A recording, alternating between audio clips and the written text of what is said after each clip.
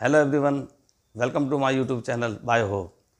बच्चों, एक मैंने आपको अभी पार्ट 1 ब्लड का डाला था कल, आप लोगों ने देखा होगा। अब ये पार्ट 2 आज मैं बना रहा हूँ ब्लड ग्रुप के लिए।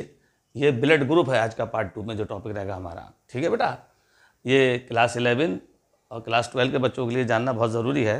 अगर 10th के बच्चे भी सीख लेते हैं तो बहुत अच्छी बात है इसके लिए। देखिए, ब्लड ग्रुप क्या होता है, बहुत अच्छी जानकारी आज मैं आपको दूंगा ब्लड ग्रुप के बारे में। एक्चुअली जो ब्लड ग्रुप है, इस ब्लड ग्रुप को दो सिस्टम में डिवाइड किया गया है। थोड़ा मैं आपको बता दूं, 2 सिस्टम में डिवाइड कर दिया गया पूरे ब्लड ग्रुप को। कौन कौन से 2 सिस्टम हैं? एक होता है बेटा ABO blood group, ABO blood group या एबीओ सिस्टम लिख देते हैं इसको। ठीक है बेटा, ABO system, ABO blood group system. और एक होता है RS system, RH blood group system. ये 2 ग्रुप में बांट रहे हैं इसको, एबीओ ब्लड ग्रुप और आरएच ब्लड ग्रुप या आरएच सिस्टम। अभी आप देखिए, एबीओ ब्लड ग्रुप या एबीओ सिस्टम में हम क्या क्या चीज़ें पढ़ेंगे। सबसे पहले ये बता दूं, एबीओ ब्लड ग्रुप जो है, एबीओ सिस्टम जो होता है, इसको सबसे पहले first of all discovered by, किसने डिस्कवरी की वो समझ लो पहले। It is discovered by, scientist का नाम है बेटा Karl Landsteiner. Karl Landsteiner, Karl Landsteiner ने सबसे पहले कब बेटा 1900 में ब्लड ग्रुप को डिस्कवर किया था, कार्ल लैंडस्टीनर। एक्चुअली क्या हुआ, ये डिस्कवर करने की ज़रूरत क्यों पड़ी? पहले जब ये डिस्कवरीज नहीं हुई थी तो किसी भी बंदे का ब्लड अगर किसी दूसरे इंसान में चाड़ दिया करते थे, किसी पेशेंट के अंदर किसी का ब्लड अगर चाड़ दिया करते थे तो उसमें लोगों की डेथ हो जाती थी। तो लोगों को शायद ये लगा कि सबका ब्लड ग्रुप एक सा नहीं होता है, इसीलिए इन्होंने बहुत मेहनत की। कार्ल लैंडस्टीनर ने रात दिन एक कर दिया मेहनत करके, और फाइनली इस निष्कर्ष पे पहुँचे, इस कंक्लूजन पे पहुँचे कि सब में ब्लड ग्रुप सभी इंसानों में एक सा नहीं होता है, और इन्होंने एबीओ सिस्टम प्रपोज किया। देखिए सबसे पहले कैसे किया ये बताता हूँ। इनके अकॉर्डिंग जो एबीओ ब्लड ग्रुप सिस्टम होता है, ठीक है, पहले तो ब्लड में 2 चीज़ें कल आपको पढ़ाई गई थी। एक बात अगर आप याद आती हो बता देता हूँ यहाँ पर। आपको मालूम है ब्लड में क्या क्या चीज़ें मौजूद होती हैं? आपको मालूम है ब्लड में एक पार्ट प्लाज्मा था, जो पिछले वीडियो हमने पढ़ाया था, और इसमें ब्लड कार्पसल्स में से एक पार्ट आरबीसी था बेटा, आरबीसीज। ठीक है, तो ये प्लाज्मा वाले पार्ट में इन्होंने बताया कि ब्लड के अंदर 2 प्रोटीन होती हैं, एक प्रोटीन प्लाज्मा में रहती है और एक प्रोटीन आरबीसी में होती है। प्लाज्मा में जो प्रोटीन पाई जाती है उस प्रोटीन के बारे में आपको बता दूं, प्लाज्मा में पाई जाने वाली प्रोटीन को एंटीबॉडी कहते हैं बेटा। ये देखिए यहाँ लिखा है antibody, antibody which is present in plasma part. और आरबीसी के अंदर एंटीजन मौजूद होती है, प्रोटीन एंटीजन।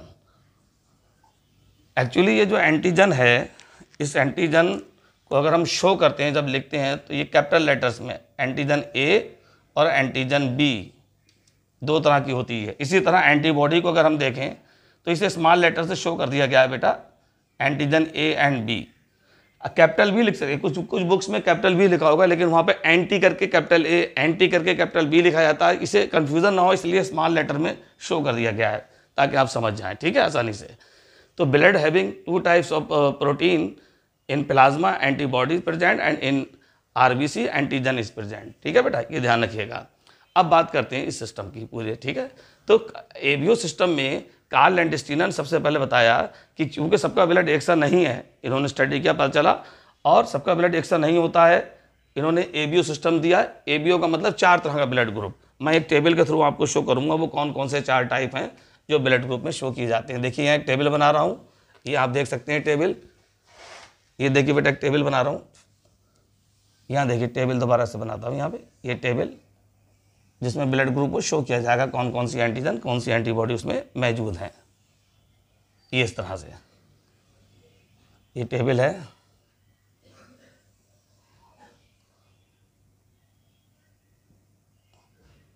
इसको सीरियल नंबर दिखाने की ज़रूरत ही नहीं है, हम आपको वैसे भी समझा देंगे। यहाँ पे देखिए ब्लड ग्रुप लेते हैं, एंटीजन लेते हैं और एंटीबॉडी, 3 कॉलम लेते हैं सिर्फ यहाँ पर हम। ठीक, 4 तरह का ब्लड ग्रुप बताया गया बेटा। एक तो ब्लड ग्रुप यहाँ एंटीजन और यहाँ एंटीबॉडी। देखिए जरा ध्यान से, 4 तरह का ब्लड ग्रुप कौन सा था एबीओ सिस्टम के according? Blood group A, blood group B, blood group A B और ब्लड ग्रुप ओ। यहाँ बताया गया कि ब्लड ग्रुप ए जो होता है उसमें एंटीजन ए होता है बेटा, ठीक है, लेकिन एंटीबॉडी उसमें बी होता है। इसका अपोजिट होगा एंटीबॉडी।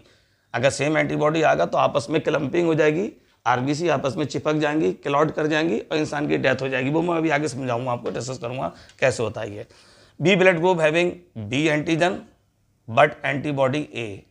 एक दूसरे के सिमिलर नहीं हो सकते एंटीजन एंटीबॉडी, ध्यान रखिएगा, एक दूसरे के विपरीत रहते हैं, ठीक है। ये ए बी ब्लड ग्रुप जो दिखाई दे रहा है हमको, इसमें एंटीजन ए भी होता है एंड एंटीबॉडी बी भी होता है।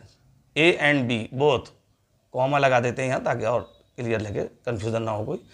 ए B blood group having antigen A and B both but no antibody, क्योंकि अगर एक भी एंटीबॉडी होगी वो उस एंटीजन से रिएक्ट कर जाएगी, एंटीजन एंटीबॉडी रिएक्शन हो जाएगी और आरबीसी की क्लम्पिंग हो जाएगी और ब्लड क्लॉट कर जाएगा, इंसान की डेथ हो सकती है। तो इसलिए जो ए बी ब्लड ग्रुप वाले होते हैं उनमें एंटीजन ए और बी दोनों होते हैं, लेकिन एंटीबॉडी कोई भी नहीं होता बेटा, ठीक है। O blood group having antigen, कोई भी इसमें एंटीजन नहीं होता है, लेकिन इसमें एंटीबॉडी ए और बी दोनों होती हैं, ठीक है, ये ध्यान रखिएगा। यहाँ पहले एक बात मैं क्लियर ये कर दूँ थोड़ी सी कि जो ओ ब्लड ग्रुप होता है, O blood group, O group, blood group O जो होता है इसे हम यूनिवर्सल डोनर कहते हैं बेटा, यूनिवर्सल डोनर कहलाता है। डोनर क्यों कहलाता है अभी बताएंगे, आगे एक डायग्राम बनाएंगे उसके थ्रू डिस्कस करेंगे अभी। और जो ब्लड ग्रुप ए बी होता है बेटा, ए बी ब्लड ग्रुप जो होता है ये यूनिवर्सल रेसिपिएंट होता है, रेसिपिएंट, यूनिवर्सल रेसिपिएंट। इसका मतलब ये हुआ, यूनिवर्सल डोनर का मतलब ये हुआ, ये ओ ब्लड ग्रुप जो यूनिवर्सल डोनर जिसे हम कह रहे हैं जो होता है, ये ए को भी, बी को भी और ए बी को भी और ओ को भी, सबको ब्लड दे सकता है, चारों ब्लड ग्रुप को ब्लड दे सकता है। सॉरी, अब आप देखिए जो ए बी ब्लड ग्रुप है ये सबका ब्लड ले लेता है आसानी से, इसे कोई दिक्कत नहीं है, इसलिए इसे यूनिवर्सल रेसिपिएंट कहते हैं। कैसे लेता है अभी हम एक डायग्राम के थ्रू आपको क्लियर कर देंगे, ठीक है। अब एक डायग्राम मैं और बनाना चाह रहा हूँ, छोटा सा एक डायग्राम है, जिस डायग्राम से बिल्कुल क्लियर हो जाएगा कि कौन सा ब्लड ग्रुप किसको दिया जा सकता है और कौन सा ब्लड ग्रुप किससे लिया जा सकता है। फिर मैं आगे आऊँगा मेन डायग्राम पर समझाने के लिए आपको। अभी हम यहाँ बात करेंगे, एक डायग्राम बना रहा हूँ जिसमें हम कैसे ब्लड को लेन देन करते हैं, किस बात को ध्यान में रखकर करते हैं। तो ब्लड का जो लेन देन किया जाता है वो एंटीजन को ध्यान में रख के किया जाता है, ध्यान रखिएगा। ब्लड का निर्धारण भी, द डिटर्मिनेशन ऑफ ब्लड या ब्लड का लेन देन, it based on antigen, antigen के बेस पर ब्लड का लेन देन किया जाता है, ध्यान रखिएगा। ब्लड का ट्रांसफ्यूजन हम एंटीजन को ध्यान में रखकर करते हैं, किसी भी ब्लड का जो डिटर्मिनेशन हो रहा है वो भी एंटीजन को ध्यान में रख के किया जाता है, ठीक है, ध्यान रखिए, ये इंपॉर्टेंट क्वेश्चन है। अब आप देखिए यहाँ पर मैंने एक डायग्राम यहाँ शुरू कर रहा हूँ, जैसे ओ ब्लड ग्रुप है सपोज, तो ओ देखिए जो ब्लड ग्रुप होता है, चारों में से कोई सा ब्लड ग्रुप हो, कम से कम वो अपने ब्लड ग्रुप वाले को तो ब्लड से लेन देन कर सकता है, अपने वाले ब्लड ग्रुप से लेन देन आसानी से करेगा। देखिए कैसे करेगा मैं आपको समझा रहा हूँ। ये देखिए यहाँ पर ओ ब्लड ग्रुप है, ये ओ से तो ब्लड लेगा और देगा भी, इसको एरो शो कर रहा है, लेकिन ओ वाला चारों को दे सकता था। मैंने आपको बताया था ये ए बी को भी ब्लड देगा, ओ को तो दे ही रहा है, ये ए बी को भी दे रहा है और ये ए को भी ब्लड देगा ए, और ये आप देखिए बी को भी ब्लड देगा बी। तो देखा ओ को, ओ का डायग्राम तो शो हो रहा है कि ओ वाला ओ को भी ब्लड दे रहा है और ये ए को भी ब्लड दे रहा है, ए ब्लड ग्रुप को, ए बी को भी ब्लड दे रहा है और बी को भी, यानी चारों ब्लड को, चारों ग्रुप के ब्लड वालों को, बंदों को ये ब्लड सप्लाई कर सकता है, इसलिए इसे यूनिवर्सल डोनर कहा जाता है, सबको ब्लड देगा। अब ए बी जो होता है सबसे ब्लड लेता है, कैसे लेता है डायग्राम से शो होगा। ओ से तो ब्लड ले ही रहा है ऑलरेडी, ए से भी ब्लड ले लेता है ये बेटा, ये बी से भी ब्लड ले लेता है ये, और ए बी से भी ले लेता है, लेकिन दे सिर्फ ये ए बी को ही सकता है, ये ध्यान रखना। तो यूनिवर्सल रेसिपिएंट से इसलिए कहा जाता है क्योंकि चारों ब्लड ग्रुप से ब्लड ले रहा है, ए से भी, ओ से भी, बी से भी और ए बी से भी, लेकिन देगा सिर्फ ए बी को। ओ की खासियत ये थी, ओ यूनिवर्सल डोनर इसलिए था क्योंकि ये सबको ब्लड दे रहा है, देखो देने का एरो लगवाइए, ओ को भी दे रहा है, ए को भी दे रहा है, ए बी को भी दे रहा है और बी को भी दे रहा है, लेकिन ले सिर्फ ओ से सकता है, इसलिए इनको ये नाम दिए गए थे। जैसे ये ओ वाला था, मैंने लिखा ये डोनर, यूनिवर्सल डोनर कहलाता है, ठीक है। और जैसे ये बी वाला ये रेसिपिएंट, ये यूनिवर्सल रेसिपिएंट है, मैंने ऊपर लिख दिया है बेटा। तो इस डायग्राम से ये शो होगा, देखिए कि कौन किसको ब्लड देगा। अभी थोड़ा सा डायग्राम अधूरा है, इसको पूरा कर देते हैं। मैंने बोला हर ब्लड ग्रुप वाला, जैसे ए बी आपस में लेन देन कर रहा है, ओ आपस में लेन देन कर रहा है, ऐसे बी वाला भी लेन देन करेगा आपस में। सेम ब्लड ग्रुप वाला आपस में एक दूसरे को तो ब्लड दे ही सकता है। ये देखिए ऐसे। तो ये डायग्राम अगर आपको याद है तो इस डायग्राम के बेस पे आप आसानी से बता देंगे कि कौन सा ब्लड ग्रुप किसको ब्लड दे सकता है और कौन किससे ब्लड ले सकता है। इसमें सब शो हो रहा है, ठीक है। आपको एक बार फिर बता दूं, देखिए ओ ब्लड ग्रुप किसे किसे दे रहा है, ओ को दे रहा है, ए को दे रहा है, ए बी को दे रहा है, बी को दे रहा है, लेकिन ले सिर्फ वो ओ से रहा है, इसीलिए इसे यूनिवर्सल डोनर कहा जाता है, सबको ब्लड दे रहा है। ए भी सबसे ब्लड ले रहा है, ए से भी ले रहा है, ओ से भी ले रहा है, बी से भी ले रहा है और ए बी ब्लड ग्रुप से भी ब्लड ले रहा है, लेकिन दे सिर्फ वो ए बी को सकता है, इसीलिए इसे रेसिपिएंट कहा जाता है। अब क्वेश्चन ये आता है कि ए वाला किस किस से ब्लड ले सकता है। ए वाला देखो एक ओ से तो लेंगे ही सारे, ओ से भी ब्लड ले रहा है और ए बी से भी ब्लड ले रहा है, दो से ले रहा है, लेकिन दे किसके दे सकता है, अपने ग्रुप वाले ए को तो दे सकता है और ए बी को भी दे सकता है, ये ध्यान रखिएगा। अब बी वाला भी सेम यही है, ओ से ब्लड ले लेता है, बी से भी ब्लड ले लेता है, लेकिन दे कैसे सकता है, ये बी को भी दे रहा है और ए बी को भी दे रहा है। तो आपको इस डायग्राम से सब क्लियर हो जाएगा कौन ब्लड किसको दे सकता है, कौन किससे ब्लड ले सकता है। ये डायग्राम याद होना चाहिए, पेपर में लिखने को आएगा तो आप लिख सकते हैं। ये टेबल बनाने को अगर आए पूछी जाए ब्लड ग्रुप के बारे में तो ये आप बना सकते हैं।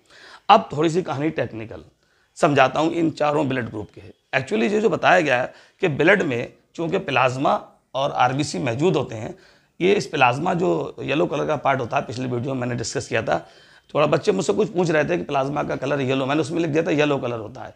बच्चों ने पूछा क्यों होता है, मुझसे बच्चों को फ़ोन भी है, एक दो बच्चों को, उन्होंने पूछा कि येलो कलर क्यों हो रहा है। तो येलो कलर जो हो रहा है वो किस लिए हो रहा है, उसमें एक पिगमेंट है, उस पिगमेंट की वजह से उसका कलर बाइलिरुबिन नाम का पिगमेंट है, जिससे उसका कलर येलो हो जाता है, ठीक है, ध्यान रखिएगा। ये पिगमेंट जो है उससे कलर उसका येलो हो जाता है, ठीक। अब हम बात करेंगे सबसे पहले प्लाज्मा की। ब्लड में प्लाज्मा वो पार्ट होता है जिसमें जो एक लिक्विड टाइप स्ट्रक्चर है, येलो कलर का है, ठीक है। अब येलो कलर का स्ट्रक्चर, उसमें सारी ब्लड सेल, चाहे वो आरबीसी हो, डब्ल्यूबीसी हो, प्लेटलेट्स हो, सब उसमें फ्लो कर रही हैं, सब बह रही हैं उसके अंदर, ठीक है। एंटी आरबीसी भी बह रही है और आरबीसी की जो सरफेस होती है ना, उसकी सरफेस के ऊपर एंटीजन मौजूद रहते हैं। एंटीजन मैंने बताया दो तरह के होते हैं आपको, एंटीजन ए और एंटीजन बी हैं। ए बी तो ए और बी दो ही तरह के एंटीजन मौजूद होते हैं, ध्यान रखिएगा, ठीक है। अब मैं डायग्राम बनाता हूं। अगर ए ब्लड ग्रुप वाला कोई बंदा है तो उसमें मैंने यहाँ डायग्राम में पहले ही आपको समझा दिया कि उसमें एंटीजन ए होगा लेकिन एंटीबॉडी बी होगा। एंटीजन एंटीबॉडी कभी सेम नहीं हो सकता, नहीं तो आरबीसी में क्लम्पिंग हो जाती है, इसे एग्लूटिनेशन भी कहते हैं, ठीक है, अभी बताएंगे। तो सबसे पहले यहाँ बात करते हैं, यहाँ देखिए सबसे पहले ब्लड ग्रुप ए वाला, मैंने मान लो कोई आरबीसी लिया, ये आरबीसी है, एक आरबीसी बनाया। ये आरबीसी राउंड इन शेप होते हैं, कुछ कुछ राउंड शेप भी होते हैं और बाई कॉनकेव इनका स्ट्रक्चर होता है। ये दोनों साइड से मतलब this side and this side both, दोनों तरफ से अंदर दबे होते हैं, ठीक है। तो केव लाइक स्ट्रक्चर अगर बताया था, केव लाइक स्ट्रक्चर जो बनती है कॉनकेव, तो इसमें जैसे मेरे हाथ में एक साइड से कॉनकेव बन रहा है, इधर कॉन्वेक्स है, उभरा हुआ ऐसा, लेकिन इसमें आरबीसी में इधर से भी अंदर धसा हुआ, उधर दूसरी तरफ से भी अंदर धसा हुआ, तो बाई कॉनकेव होता है स्ट्रक्चर। कल मैं पिछले वीडियो में ब्लड वाले में मैंने आपको समझा दिया ये बात, उस वीडियो को आप देख लेंगे, समझ में आ जाएगी वो चीज़। तो ये ब्लड ग्रुप मान लो मैंने माना इसको, ये ए ब्लड ग्रुप ए है। अब ब्लड ग्रुप ए में जो आरबीसी हैं, आरबीसी के अंदर ये जो एंटीजन मौजूद हैं, उसकी जो सरफेस होती है ना, सरफेस पे मौजूद होता है, यहाँ लगा हुआ एंटीजन इस जगह सरफेस पे चारों तरफ। इसका शेप थोड़ा अलग होता है बेटा, कुछ कोन शेप, तिकोना शेप दिखाई देगा इस तरह से, कोन शेप, ऐसे कोन की तरह बना होगा, कोन लाइक स्ट्रक्चर, ऐसे कोन शेप, तिकोना टाइप का ऐसा शेप दिखाई देगा आरबीसी के अंदर, ऐसे शेप बनते हैं। ट्रायंगुलर शेप होता है त्रिभुज की तरह, ठीक है, दिखाई देने वाला ऐसे है। तो ये एंटीजन है जो आरबीसी की सरफेस पे लगे होते हैं, तो हम लिख सकते हैं antigen present on the surface of RBC, ठीक है। Antigen present on the surface of RBC, तो यहाँ मेंशन कर देंगे। यहाँ ये जो एंटीजन लगे हैं ये कौन शेप होते हैं, antigen present on the surface of RBC, RBC की सरफेस में लगे रहते हैं एंटीजन जो होते हैं, ये लगे हुए हैं आपको। ए एंटीजन में ये जो एंटीजन जो लगे हैं इनमें इनकी सरफेस पे जो आरबीसी के अंदर जो एंटीजन मौजूद हैं ए ब्लड ग्रुप में, वो कुछ इस शेप के होते हैं, तिकोने टाइप के, ट्रायंगुलर शेप के, ठीक है, ऐसे नजर आते हैं। लेकिन इसमें जो एंटीबॉडी, ये तो एंटीजन वाला मैंने बनाया आपको हिस्सा, अगर मैं इसका एंटीबॉडी वाला पार्ट बनाऊं तो वो कैसा दिखेगा वो समझ लो। एंटीबॉडी वाला पार्ट मैं बना के दिखाता हूँ इसका। एंटीबॉडी का शेप थोड़ा अलग होता है बेटा, कुछ कुछ वाई शेप लिया होता है, वाई शेप ऐसे करके एंटीबॉडी इस तरह से बनता है बेटा, वाई शेप, ये वाई शेप एंटीबॉडी होता है इस तरह से।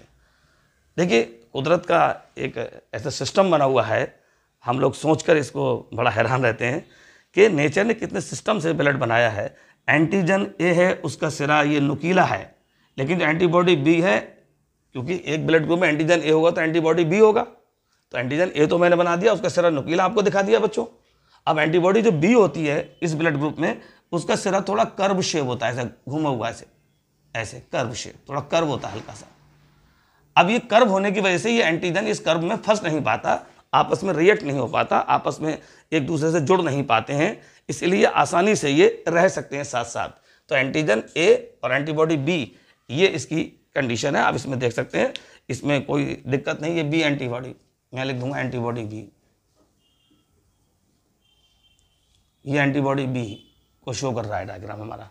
इसका सिरा थोड़ा कर्व शेप है, लेकिन एंटीजन ब्लड ग्रुप ए में जो एंटीजन ए है, एंटीजन जो ए है उसका सिरा नुकीला है, इसलिए ये नुकीला सिरा इससे रिएक्ट नहीं कर पा रहा है, इसलिए दोनों आसानी से ब्लड में बह रहे हैं, कोई एक दूसरे से चिपक नहीं रहा है और आसानी से ब्लड फ्लो कर रहा है। अगर इसका दूसरा पहलू मैं एक और लूँ, ब्लड ग्रुप बी वाला ले लूँ पोर्शन, ये तो मैंने ए वाला समझाया, अब बी वाला देख लीजिए कैसे बनेगा। हमने पहले बताया हम सारे डायग्राम बेटा आपको लाइव बना के दिखाते हैं अपने चैनल पर, लगातार अब तक जो भी डायग्राम दिखाएं हम लाइव ही दिखाते हैं बना के। देखिए ये मान लीजिए ये मैं ब्लड ग्रुप बी वाला पोर्शन ले रहा, इसमें बी एंटीजन मौजूद होगा। आपने देखा ब्लड ग्रुप बी था तो एंटीजन बी होगा, लेकिन एंटीबॉडी यहाँ ए होगा, ध्यान रखिएगा। तो बी एंटीजन की पहचान ये होती है, इसका शेप थोड़ा चेंज होता है बेटा, इसका शेप थोड़ा थोड़ा ऐसे कर्व शेप होता है, ऐसे इस तरह से जगह जगह सरफेस पे कर्व शेप दिखाई देगा आपको, कर्व, ये देख रहा है आपको कर्व शेप, जगह जगह कर्व शेप, ठीक है बेटा, ऐसे कर्व शेप होता है लगा हुआ ऐसे। तो दोनों में फर्क नजर आता होगा आपको, ए और बी में, ए का सिरा नुकीला था एंटीजन में, और यहाँ एंटीबॉडी में, तो एंटीजन बी में अगर हम देखेंगे ये थोड़ा कर्व शेप होता है, तो दोनों के शेप में फर्क है।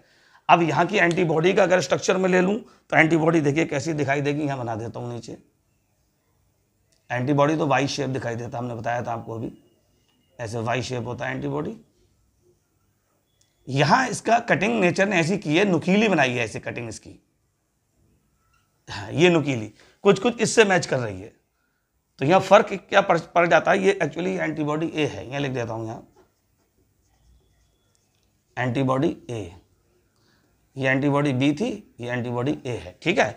अब देखिए नेचर ने क्या करा, ब्लड ग्रुप बी में एंटीजन तो बी है, जिसका ये इसकी सरफेस पे चिपका हुआ है, दिखाई दे रहा है आपको, अटैच है, सरफेस पर लगा रहता है, बिल्कुल स्टेम की तरह चिपका हुआ है, ठीक है, तो स्टेम लगा देते हैं इस तरह से, और ये इसका शेप थोड़ा कर्व शेप है।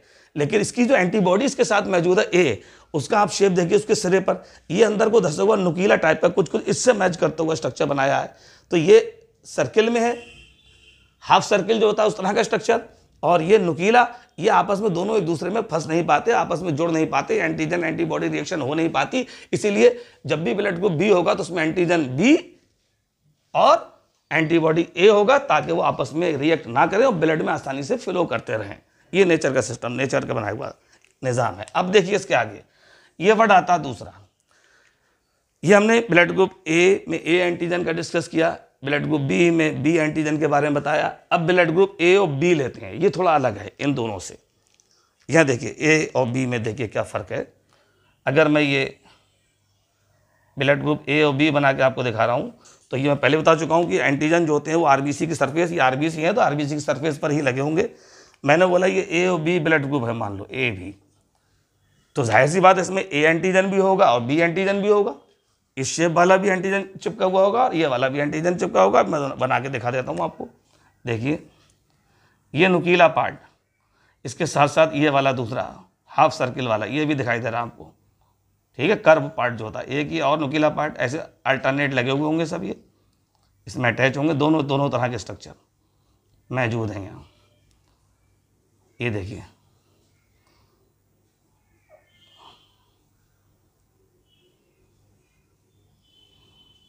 ये दिख रहा है आपको बेटा, ऐसे बनाएंगे हम लोग, ऐसे।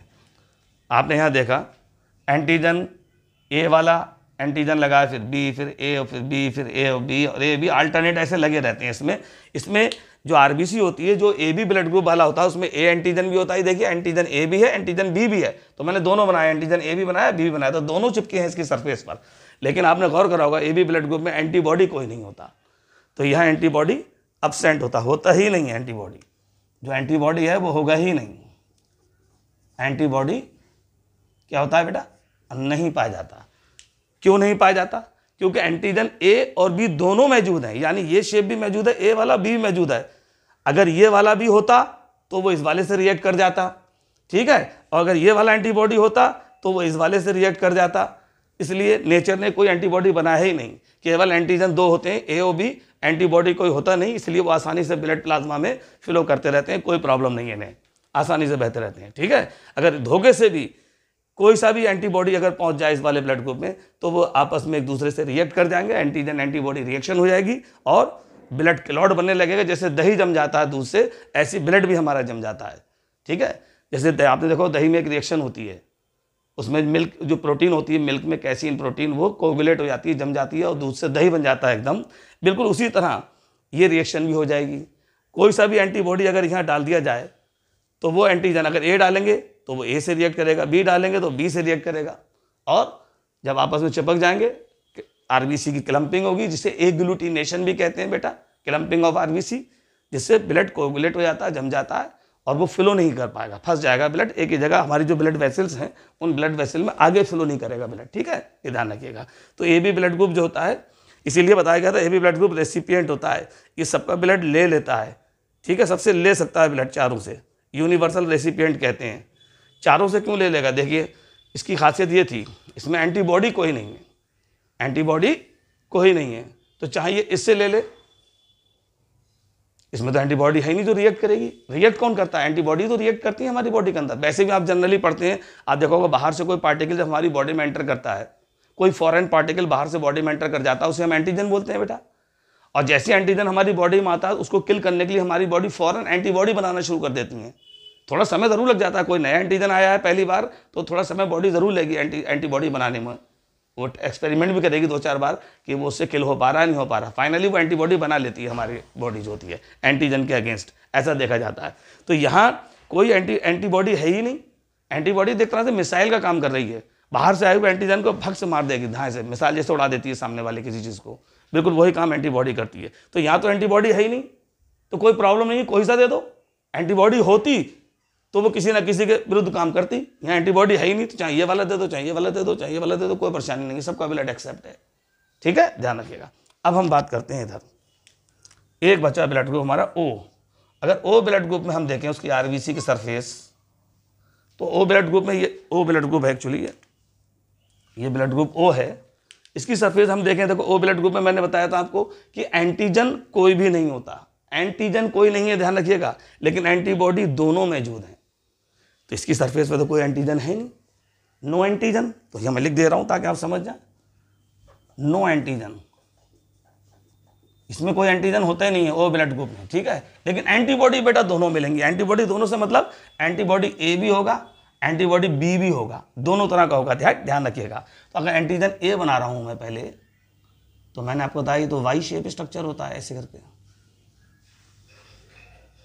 एंटीजन ए का, एंटीजन ए है, उसका शेप कैसे बनाया था मैंने, अंदर को धंसा हुआ, देखिए इस तरह से एंटीबॉडी में इस तरह अंदर को ऐसे धंसा हुआ होता है, इसका सिरा ऐसे धंसे होते हैं। तो ये ए, ये कैसी एंटीबॉडी बेटा, ये हमने लिखा एंटीबॉडी हमारी ए कहलाती है, ये एंटीबॉडी ए है। इसमें एंटीबॉडी बी भी होगी एक्चुअली, दोनों एंटीबॉडी मौजूद होती हैं।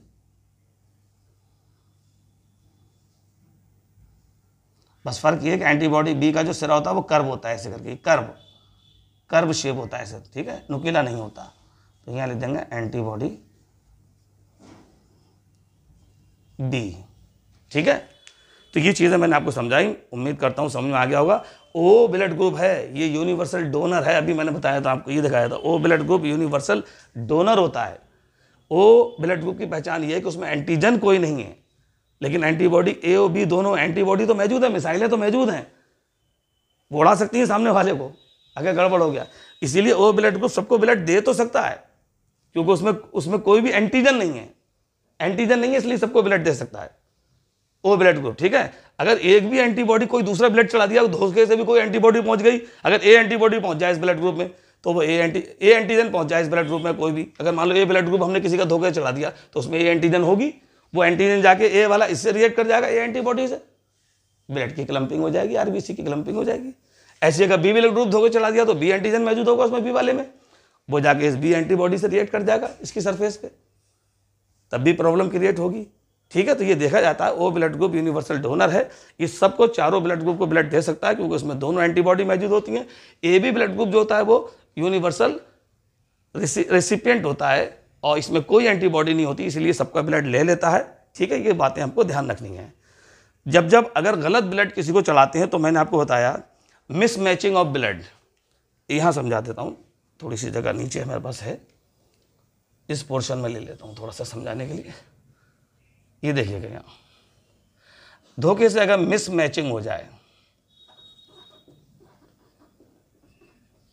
मिसमैचिंग ऑफ ब्लड, यही चीज़ जो मैंने अभी आपको समझाई थी, वो मिसमैचिंग वाली ही बात मैं आपको बता रहा था कि धोखे से किसी ब्लड ग्रुप में अगर कोई दूसरा ब्लड ग्रुप जुड़ जाए, तो मैंने बताया था फिर आरबीसी क्लम्प हो जाएंगी। एक मिसाल फिर दे दूँ एक बार, जैसे ये ब्लड ग्रुप ए है, इसमें एंटीजन इसकी सरफेस पे कौन सा लगा, एंटीजन हमेशा सरफेस पे लगा होता है, मैं लिख दिया antigen present on the surface of RBC. ठीक है बेटा, तो एंटीजन कौन सा लगा होता है यहाँ, ए, इसके सिरे कैसे हैं, नुकीले। अगर धोखे से मैं यहाँ ये बी वाला एंटी ब्लड चढ़ा दूँ किसी बंदे को, कोई भी अगर बी ब्लड ग्रुप वाला ब्लड चढ़ा दिया जाता है, तो उसमें एंटीबॉडी कौन सी होगी, ए। उस एंटीबॉडी का शेप कैसा होता है, ए वाले का इस तरह का। अब ये शेप इसमें आसानी से फिट हो जाएगा, बस ब्लड कोगुलेट कर जाएगा, क्लम्पिंग हो जाएगी। तो अगर मिसमैचिंग होती है तो क्लम्पिंग ऑफ आरबीसी देखने को मिलता है, यहाँ लिख देंगे clumping of RBC. RBC coagulate करने लगती हैं, जम जाती हैं। इस घटना को एक नाम दिया गया, इसे एग्लूटिनेशन भी कहते हैं, एग्लूटिनेशन।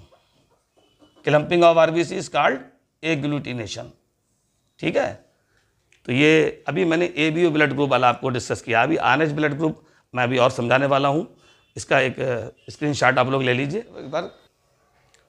बच्चों अभी आपने ए बी ब्लड ग्रुप पढ़ा था, अब हम बात कर रहे हैं आरएच ब्लड ग्रुप की, आरएच ब्लड ग्रुप सिस्टम।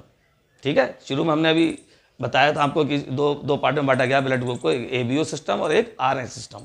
तो एबीओ सिस्टम हम पढ़ चुके हैं अभी पीछे, अब इसको कंटिन्यू कर रहे हैं। इसमें हम आरएच ब्लड ग्रुप आज सिस्टम समझाएंगे आपको। Rh system is first of all discovered by Karl Landsteiner and Alexander Wiener, इन्हीं के साथ ही थे ये, अलेक्जेंडर वीनर, दोनों ने मिलकर, Karl Landsteiner and Alexander Wiener ने 1940 में आरएच ब्लड ग्रुप को डिस्कवर किया था। एक्चुअली कार्ल लैंडस्टीनर को हम फादर ऑफ ब्लड ग्रुप भी कहते हैं, ध्यान रखिएगा। मेनली ब्लड ग्रुप इन्हीं ने डिस्कवर किया, कार्ल लैंडस्टीनर, इन्हें फादर ऑफ ब्लड ग्रुप भी कहा जाता है। लेकिन जब बात आती है आरएच ब्लड ग्रुप की, तो कार्ल लैंडस्टीनर के साथ साथ वीनर भी थे, इनके साथ अलेक्जेंडर वीनर पूरा नाम था। तो कार्ल लैंडस्टीनर, अलेक्जेंडर वीनर दोनों ने मिलकर 1940 में इस ब्लड ग्रुप को डिस्कवर किया था। ये RH blood group first of all discovered in Rhesus monkey. Monkey की एक प्रजाति होती है, एक स्पीशीज होती है जिसको हम रीसस बोलते हैं। वो ऐसे बंदर हैं जिनका मुंह लाल रंग का होता है, माउथ उनका रेड होता है, थोड़ा देखा होगा आपने कहीं फोटोज वगैरह में, कहीं मूवीज़ वगैरह में, तो रीसस मंकी कहलाते हैं। इन मंकी के अंदर जब इन्होंने एक्चुअली क्या होता है, इन मंकी के अंदर एक स्पेशल टाइप का फैक्टर्स इनके ब्लड ग्रुप में मिला, इनको लैंडस्टीनर और वीनर को, दोनों को। उस फैक्टर का नाम आरएच फैक्टर रखा गया। क्या रखा गया बेटा? इन तो सीधी सीधी बात हमें बता दें, इन रीसस मंकी में स्पेशली एक आरएच फैक्टर मौजूद होता है, आरएच फैक्टर पाया जाता है। बाद में पता चला ये आरएच फैक्टर इंसानों में भी मिलता है, ह्यूमन में भी मिलता है। ठीक है, तो मंकी में जो पाया गया वो कैसे, उसको हम शो करेंगे, समझाने के लिए बताता हूं आपको। आपने सुना होगा आरएच पॉजिटिव, आरएच नेगेटिव कैसे होते हैं। जिन मंकी की ब्लड में आरएच फैक्टर मौजूद होगा वो आरएच पॉजिटिव कहलाएंगे। ये भी एक एंटीजन का ही काम कर रहा है, तो वो आरएच पॉजिटिव कहलाते हैं। इसका डायग्राम कैसे बनाएंगे, आपको हमने जैसे एंटीजन का डायग्राम बना के भी समझाया था, आरबीसी का डायग्राम ऐसे बनाया था, राउंड सरफेस होती है बेटा, RH है ये। अब इसके चारों तरफ उन्हें एक स्पेशल टाइप का फैक्टर मिला, उस फैक्टर को कुछ इस शेप में दिखाया गया, ऐसे स्क्वायर के शेप में कह लो, ये स्क्वायर के शेप में एक फैक्टर इनको मिला आरबीसी की सरफेस पे लगा हुआ। तो जिन मंकीज़ की आरबीसी के ऊपर ये स्पेशल फैक्टर पाया गया, इनको RH पॉजिटिव माना गया। क्या माना गया बेटा? RH positive. मैं लिख दे रहा हूँ यहाँ RH पॉजिटिव, यहाँ लिख दे रहा हूँ RH। RH क्यों लिया गया? रीसस, ये रीसस के दो वर्ड RH, ये रीसस को शो करते हैं RH, ठीक है। RH positive means the RH factor present on the surface of RBC that's we are called RH positive. तो जब जब आरबीसी की सरफेस पर ये RH फैक्टर मौजूद होगा तो उन्हें RH पॉजिटिव बोलेंगे, ठीक है, ध्यान रखिएगा। और जिन पे नहीं होता है, जिनकी आरबीसी पे ये नहीं होगा, मान लो ये हमने आरबीसी बनाई और इसमें वो फैक्टर है ही नहीं, जो फैक्टर यहाँ लगा हुआ है ये RH फैक्टर अब्सेंट होता है मान लो, तो इसे हम RH नेगेटिव बोलेंगे। क्या बोलेंगे बेटा? RH negative. तो इस तरह हमको ये पता चल गया कि RH positive, RH negative blood group होता है। बिल्कुल एबीओ सिस्टम हमारा अलग काम कर रहा है, जो हमने अभी आपको बताया था। तो उस अगर यहाँ AB, जैसे आपने सुना होगा AB पॉजिटिव, B पॉजिटिव, नाम सुने होंगे A पॉजिटिव। पॉजिटिव कैसे होता है? ये पॉजिटिव इसीलिए, ये साइन जो पॉजिटिव शो कर रहा है वो इस फैक्टर की वजह से शो कर रहा है, ठीक है। अगर ऐसे A पॉजिटिव होता, सपोज A पॉजिटिव मैं कहता, तो उसके लिए कुछ डायग्राम इस तरह का होता। ये बनाते आरबीसी, और बेटा उस आरबीसी में आपने देखा होगा, उस आरबीसी में A वाली में तो ये इस तरह से नुकीले नुकीले वाले एंटीजन मौजूद थे, याद होगा आपको, ट्रायंगुलर एंटीजन मौजूद होते थे इस तरह से। तो ऐसे एंटीजन तो होंगे, और साथ साथ में अगर वो पॉजिटिव है तो उसमें ये वाला फैक्टर भी मौजूद होगा। इस फैक्टर का मौजूद होना शो करता है कि वो पॉजिटिव है, ठीक है, और नहीं है तो वो नेगेटिव माना जाएगा, ठीक है, ध्यान रखिएगा। अगर कोई A है, A ब्लड ग्रुप वाला बंदा है और A पॉजिटिव, तो इसलिए हम A पॉजिटिव ऐसे शो करेंगे। अगर ऐसी कोई मैं और बना लूँ B नेगेटिव, अगर कोई आपसे कहे B नेगेटिव बनाइए, तो B नेगेटिव भी बहुत आसान है। B नेगेटिव में तो कोई परेशानी है ही नहीं। B में इसका आपने देखा होगा एंटीजन तो मौजूद होगा, B वाले में तो ये वाला एंटीजन इस तरह से कर्व शेप हम बनाते हैं, तो ये एंटीजन तो होंगे। ABO RH ब्लड ग्रुप दोनों का सिस्टम एक साथ काम करता है। जब किसी को ब्लड दिया जाता है तो दोनों बेसिस पर इसको आइडेंटिफाई किया जाता है, ठीक है। अब जैसे मान लो मैंने यहाँ RH फैक्टर बनाया ही नहीं, तो ये B एंटीजन मौजूद है, ठीक है, तो इसको हम B नेगेटिव बोलेंगे, B नेगेटिव कहेंगे इसको, B नेगेटिव, क्योंकि फैक्टर है ही नहीं यहाँ पे, ठीक है। तो इस तरह से ये फैक्टर इंसानों में भी बादल पर चला पाया जाता है। तो A positive, B positive, A negative, B negative, B positive, B negative, A positive, A negative, इस तरह से इस बेस पर RH फैक्टर के बेस पर हम आसानी से पता लगा लेते हैं। ये तो एक चक्कर हुआ कि RH पॉजिटिव, RH नेगेटिव क्या है। सीधी बात, जब इन्होंने बहुत से मंकी को स्टडी किया, उन मंकियों के ब्लड को स्टडी करके, जब एक ब्लड में किसी में देखा होगा पहली बार तो इन्हें अजीब सा लगी होगी, कोई नई चीज़ पहली बार मिली है, तो इन्होंने बहुत सारे मंकियों को सैंपल लिया और उसको स्टडी किया, तो कुछ मंकीज़ में ऐसी कंडीशन देखने को मिली जिनके ऊपर ये RH फैक्टर मौजूद था और कुछ में नहीं था। तो जिनमें मौजूद था उन्हें RH पॉजिटिव कह दिया, जिनमें नहीं था उनको RH नेगेटिव कह दिया गया। अब यहाँ पे हम बताना चाह रहे हैं कि एंटीजन और एंटीबॉडी कौन कौन सी मौजूद होती हैं यहाँ पर।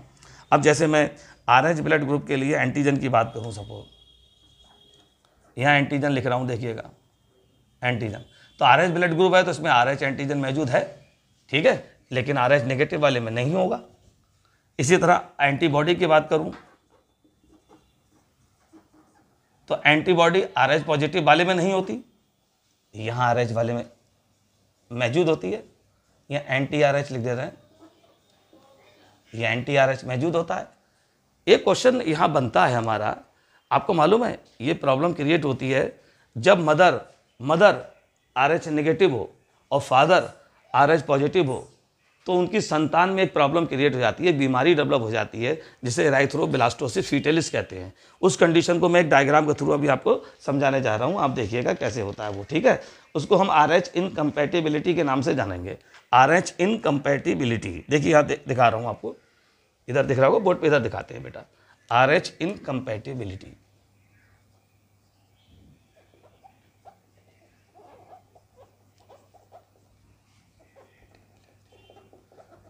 RH इनकम्पैटिबिलिटी क्या होती है, मिस में इससे किस तरह से एराइथ्रोब्लास्टोसिस फीटेलिस होती है ये बताना है, ठीक है। तो इसमें देखें कैसे कैसे होता है वो समझा रहा है आपको। तीन कंडीशन हमको देखना पड़ेंगी यहाँ। सबसे पहले मदर, एक डायग्राम सब ये समझा देंगे अभी आपको, फादर और ये बेबी। अब यहाँ आपको समझना ये है, अगर मदर RH पॉजिटिव है, कैसी है बेटा, RH पॉजिटिव, तो पॉजिटिव है मतलब RH पॉजिटिव है, फादर भी RH पॉजिटिव है, तो 100% बेबी RH पॉजिटिव होगा, नो डाउट। क्योंकि बेबी का पॉजिटिव होना इस बात पर डिपेंड करता है कि कम से कम मदर और फादर में से एक तो पॉजिटिव होना ही चाहिए, ठीक है। तो यहाँ तो दोनों पॉजिटिव है, तो बेबी जो बच्चा होगा वो तो 100% पॉजिटिव होगा। अगर यहाँ कंडीशन दूसरी आ जाए, मान लो मदर RH नेगेटिव है और फादर भी RH नेगेटिव है, तो ऐसी कंडीशन में जो बेबी होगा बेटा वो RH नेगेटिव ही होगा, बेबी जो होगा वो RH नेगेटिव होगा। अब एक कंडीशन और देख लीजिए, क्योंकि यहाँ दोनों नेगेटिव थे इसलिए से नेगेटिव था, नेगेटिव होना था। अब यहाँ देखिए कंडीशन और है, अगर मदर RH पॉजिटिव है और फादर RH नेगेटिव है, तो मैंने बोला था अगर दोनों में से कोई भी एक पॉजिटिव है तो बच्चा ऑटोमेटिक RH पॉजिटिव होगा। तो तीन कंडीशन आपके समझ में आएंगी। चौथी कंडीशन ये थोड़ी डिफरेंट है, इसलिए मैं सबसे लास्ट में लिख रहा हूँ उसे। अगर यहाँ मदर RH नेगेटिव है सपोज और फादर RH पॉजिटिव है, तो यहाँ कॉम्बिनेशन बिगड़ गया थोड़ा सा। एक भी पॉजिटिव है तो बच्चा तो पॉजिटिव होगा ही होगा, नो प्रॉब्लम, बच्चा तो पॉजिटिव होगा। लेकिन ये प्रॉब्लम ये है कि मदर नेगेटिव है, RH नेगेटिव।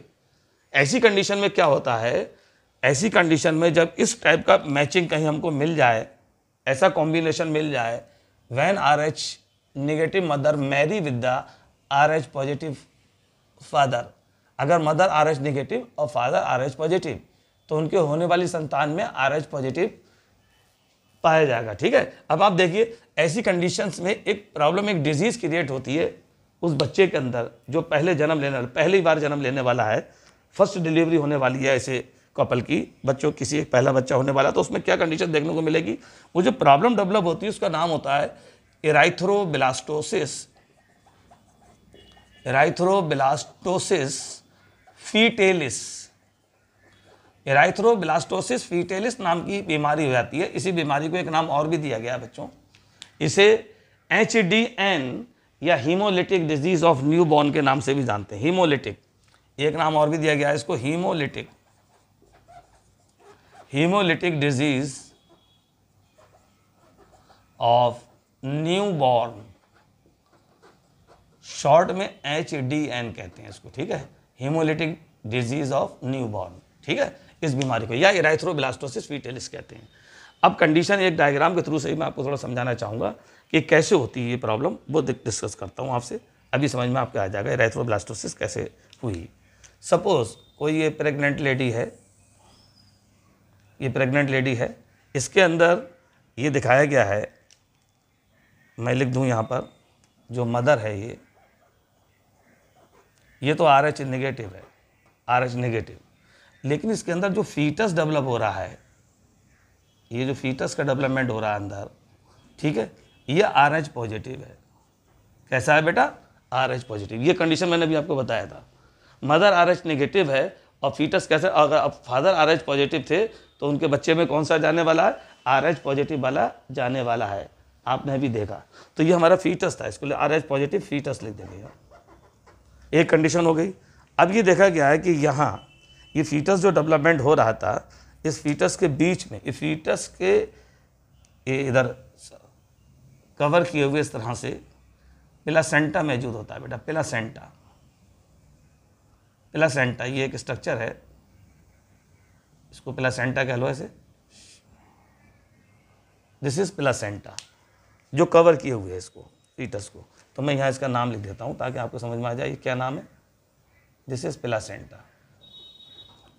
अब प्लासेंटा की जो ब्लड कैपिलरीज होंगी, प्लासेंटा में जो ब्लड कैपिलरीज हैं, यानी फीटस की जो कैपिलरीज हैं और मदर की जो कैपिलरीज हैं, ब्लड कैपिलरीज, वो बिल्कुल पास पास होती हैं, एक दूसरे से ऐसे चिपकी हुई पास पास। लेकिन चूंकि इतनी की इनकी ब्लड वेसल की वॉल बहुत पतली होती है, आपस में एक दूसरे से चिपकी तो होती हैं, कभी इनमें से ब्लड का ट्रांसफ्यूजन नहीं होता उन वाल के थ्रू कि इधर से उधर ब्लड, एक का ब्लड दूसरे में, दूसरे का ब्लड पहले वाले में चला जाए, मदर का बच्चे में, बच्चे का मदर में चला जाए, ऐसा नहीं होता कभी। सिर्फ इतनी पास पास तो होती हैं कि वहाँ से कुछ चीज़ों का ट्रांसफ्यूजन हो जाता है, जैसे गैसों का ट्रांसपोर्ट हो जाता है आसानी से, वेस्ट प्रोडक्ट का ट्रांसपोर्ट हो जाता है आसानी से, न्यूट्रिएंट्स का ट्रांसपोर्ट हो जाता है आसानी से।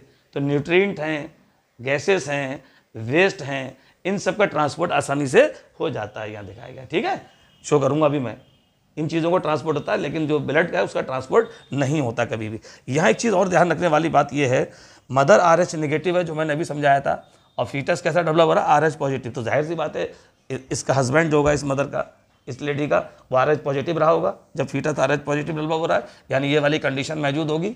ठीक है, ऐसी कंडीशन में सबसे पहले जब फर्स्ट डिलीवरी का समय आता है तो क्या घटना घटती है, ड्यूरिंग द फर्स्ट डिलीवरी बात कर रहा हूँ। ठीक है, फर्स्ट डिलीवरी के दौरान क्या घटना घटने वाली है, यहाँ देखिए,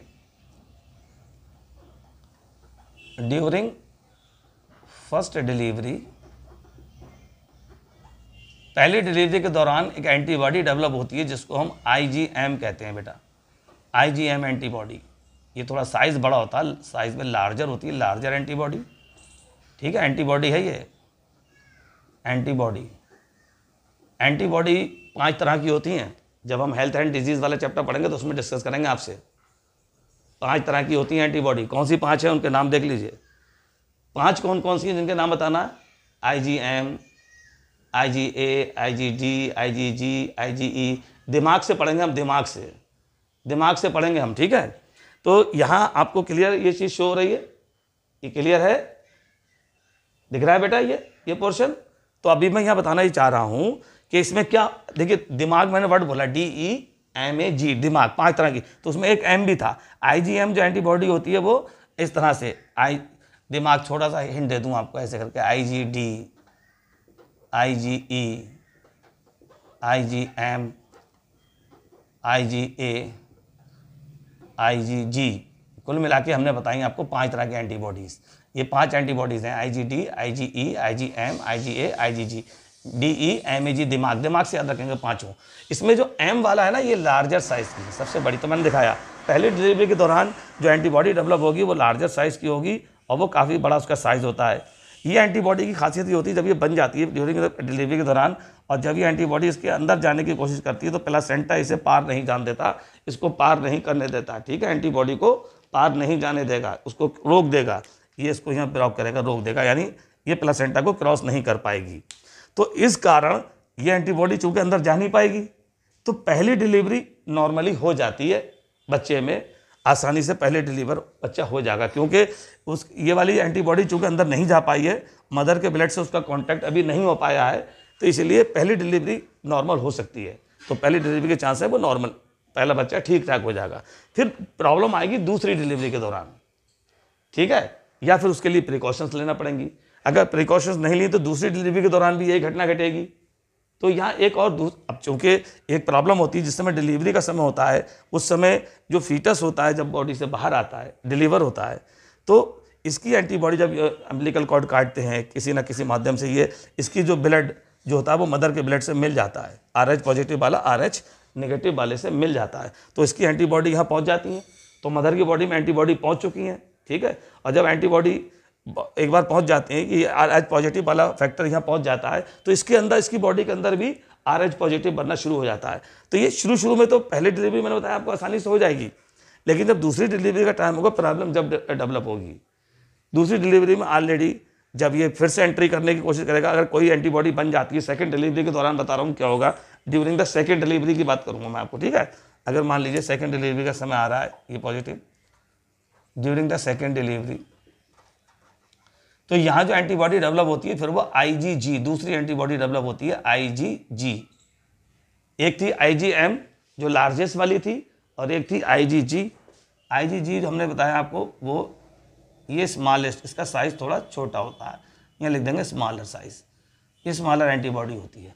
इस एंटीबॉडी की खासियत ये होती है, ये होती तो छोटी है लेकिन ये आसानी से प्लासेंटा को क्रॉस कर जाएगी और अंदर फीटस तक पहुँच जाएगी। IgG ये यहाँ पहुँच जाती है, और ये पहुंचने के बाद अंदर जो RH फैक्टर वाला पोर्शन है, जो RH पॉजिटिव वाली कंडीशन है, यह अपना इफेक्ट शो करेगी इसके ऊपर। ठीक है, ऐसी कंडीशन में क्या होता है, पहले से ही एंटीबॉडी यहाँ बन चुकी थी उसके अगेंस्ट, RH फैक्टर के अगेंस्ट मदर के ब्लड ने पहले से एंटीबॉडी बना रखी थी, और जैसी IgG वाली पहुंची तो अब उसे मौका मिल गया, तो ये आपस में क्लम्पिंग हो जाती है इनकी, मतलब ये आपस में एक दूसरे को डिस्ट्रॉय करती है, क्लम्पिंग नहीं करेंगी यहाँ पर, ये डिस्ट्रॉय कर रही है एक दूसरे को। ये जैसी IgG अंदर जाती है तो इस RH फैक्टर की जो हीमोग्लोबिन है उसको डिस्ट्रॉय करते हैं, और हीमोग्लोबिन जब डिस्ट्रॉय होता है तो एक प्रॉब्लम क्रिएट होती है। जब जब हीमोग्लोबिन का ब्रेकडाउन होता है, हीमोग्लोबिन डिस्ट्रॉय होता है, तो एक घटना देखने को हमको मिलती है, फीटस की RBC डिस्ट्रॉय हो रही है, लिख देंगे डिस्ट्रॉय द फीटस RBC, यहाँ जगह नहीं है तो मैं यहाँ लिख दे रहा हूँ, डिस्ट्रॉय द फीटस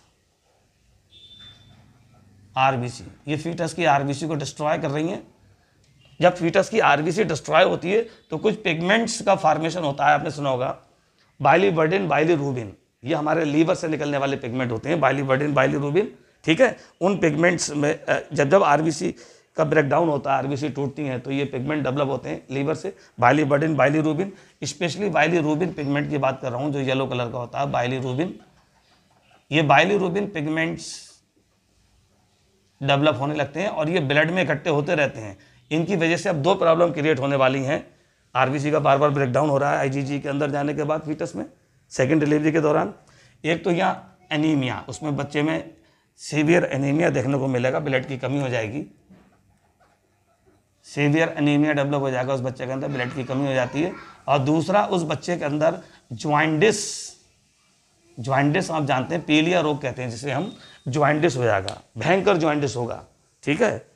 तो ये आपको ध्यान रखना पड़ेगा, इसलिए ज्वाइंटिस हो जाएगा। और जो यहाँ पर जो ऑलरेडी पहली डिलीवरी के बाद RH पॉजिटिव पहुँच चुका था, और जैसी ये वाली एंटीबॉडी अंदर जाएगी वो RBC को डिस्ट्रॉय करेगी, और वो वाला RH पॉजिटिव फैक्टर इस वाले पॉजिटिव से रिएक्ट करेगा, तो बच्चे की माँ के पेट के अंदर ही मृत्यु हो सकती है, पहले ही वो ख़त्म हो जाएगा माँ के पेट के अंदर, या फिर उसे प्री मैच्योर डिलीवरी कराना पड़ेगी समय से पहले, उसके लिए बहुत प्रिकॉशंस लेना पड़ते हैं, तो ये आपको ध्यान रखना पड़ेगा। लेकिन दूसरी डिलीवरी हो या तीसरी या चौथी या पाँचवीं, जितनी डिलीवरी होंगी बार बार यही घटना सामने आएगी।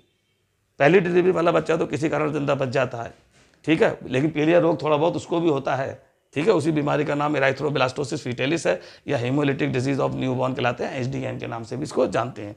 लेकिन सेकंड डिलीवरी के दौरान मैंने बताया IgM एंटीबॉडी जो बन रही है साइज़ में छोटी है, ये आसानी से प्लेसेंटा को क्रॉस कर जाती है और जाके फीटस की RBC को डिस्ट्रॉय करती है, हीमोग्लोबिन को ब्रेक डाउन करती है, जिसकी वजह से ब्लड के अंदर बाइलीवर्डिन, बाइलीरूबिन पिगमेंट बनते हैं। बाइलीरूबिन पिगमेंट जो येलो कलर का होता है उसकी वजह से भयंकर जॉइंटिस बीमारी आती है, वो दिखाई देती है, और बच्चे की मृत्यु समय से पहले ही, मतलब जन्म लेने से पहले ही हो जाती है। ऐसे चाहे सेकंड डिलीवरी हो या थर्ड डिलीवरी हो या आगे जो भी डिलीवरी हो, उनमें ये प्रॉब्लम आने वाली है। और मसला ये है कि क्या इससे निपटा नहीं जा सकता। आजकल एक गुड न्यूज़ है, एक वैक्सीन है, उसका नाम है रोगाम। रोगाम वैक्सीन जो है वो इसका हल कर लिया गया इससे, इसका मसला। रोगाम वैक्सीन को फर्स्ट डिलीवरी के बाद फीमेल की बॉडी में इंजेक्ट करा दिया जाता है। तो रोगाम वैक्सीन जो होगी, ठीक है, is given the after first delivery, given after first delivery. पहली डिलीवरी के बाद रोगाम वैक्सीन जो होती है बॉडी के अंदर इंजेक्ट कर दी जाती है, ठीक है, जो इस प्लेसेंटा के बाहर की तरफ को एक बैरियर बनाएगी, ठीक है। डिलीवरी विच फॉर्म बैरियर, ठीक है, अराउंड द प्लेसेंटा। प्लेसेंटा के बाहर की तरफ को एक बैरियर बना लेगी, ये ध्यान रखना। यहाँ पे एक ऐसा बैरियर से बन जाएगा, यहाँ एक बैरियर बन रहा है, ये एक बैरियर बन रहा है जिसका नाम लिख देंगे बैरियर, यहाँ लिख देंगे ड्यू टू रोगाम वैक्सीन।